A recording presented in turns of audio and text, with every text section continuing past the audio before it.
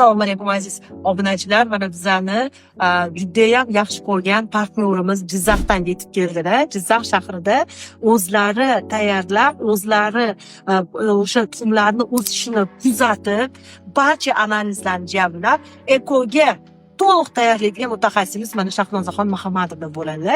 Ular lof shifo klinikasini bosh mutaxassisi Abshirkiyko'm.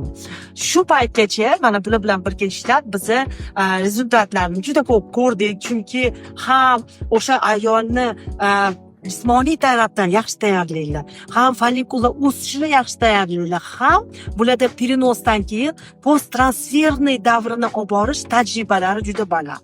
O'shaning uchun tavsiya beraman. Mani jonajon Shahnozaxonim, ikkita Shahnoza homilaga erishtiramiz degan bemordagi osonlik tug'iladi. Shu haqida bir og'iz aytib bering Shahnoza Muhammadovna. Mana bemor sizga kirib kelishi bilan to funksiyagacha doimiy ravishda qandoq ular bilan muloqotda bo'lasiz? Patsientlarimizga oldin qiyin bo'lardi.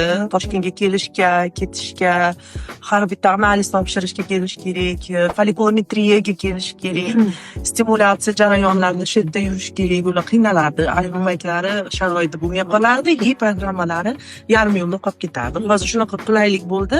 Hamma mana shu protseduralar Jizzaxda bo'lyapti. Bu demak, konsultirowaniya, albatta siz bilan birgalikda analiz yig'ishlar, er-xotinni tekshiruvlari, stimulyatsiya, tuxumlarni yetiltirish davrigacha Jizzaxda bir kunga kelib ketamiz Toshkentga, funksiyaga va bir kunga perinosga. Qolgan hammasi Jizzax. O'zlari Jizzax uchun qulaylik. Albatta. Mana Shahnozaxon o'sha hudud, Jizzaxga yaqin bo'lgan hudud barcha bemorlarni mustaqil ravishda hozir skromnik qildilar.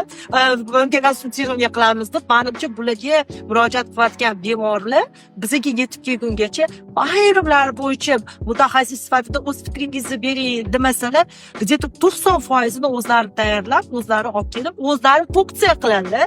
Bilinglarki, bir shifokorni qo'lidan chiqasizlar va ularni mehr berishlari alohida, bemorga tushuntirishlari, u bilan birga jondan kuyinib harakat qilishlari juda bemorlarga yoqadi, hamma davolni.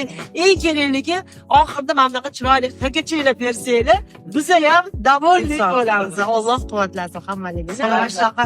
Jurnallarni ham mani kabinetimga birinchi taqdim etgan odam bular, chunki bu yerda eng chiroyli natijalarim mana 3 ta o'g'lon tuqqan ayolim men bilan doim, hattoki shifokorlar ham bilishadi.